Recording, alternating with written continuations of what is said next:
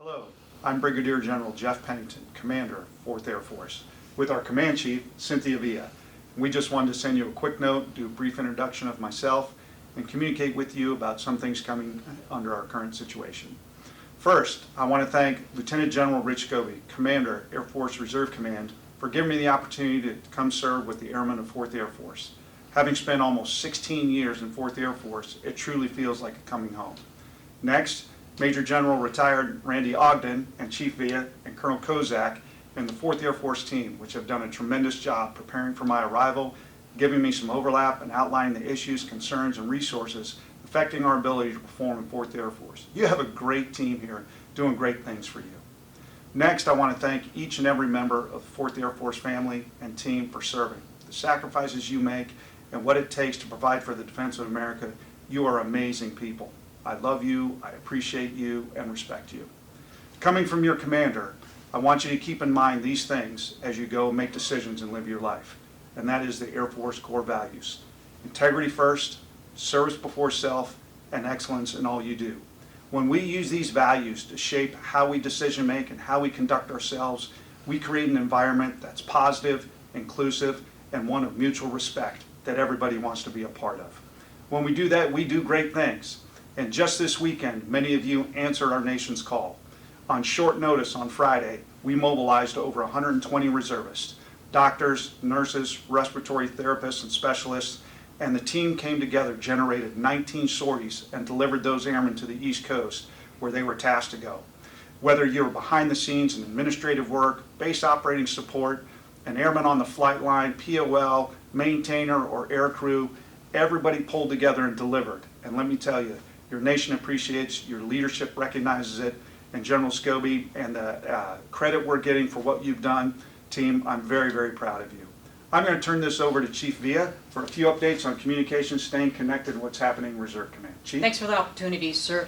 I will tell you, if your heart has not been beating extra hard lately like ours has, just a pride of all the goodness that's going on as far as our warriors out there taking care of business, answering our nation's call like General Pennington highlighted. And the behind the scenes, you brought that up, sir, and I couldn't agree with you more. Absolutely. Those command teams have been solid. General Scobie talked about the importance of those command teams and how we can continue to build on our trust with our airmen, and that's spot on. Those command teams, the commanders, the command chiefs, those first sergeants, the chiefs, as a team have been working extremely hard, and we greatly appreciate you. The communication coming from those command teams has been second to none. I've witnessed firsthand, we've witnessed firsthand how they're using Zoom. They're getting creative, virtual UTAs, you name it, training being conducted virtually has just been amazing. Again, those command teams are working extra hard. They're connecting with our airmen,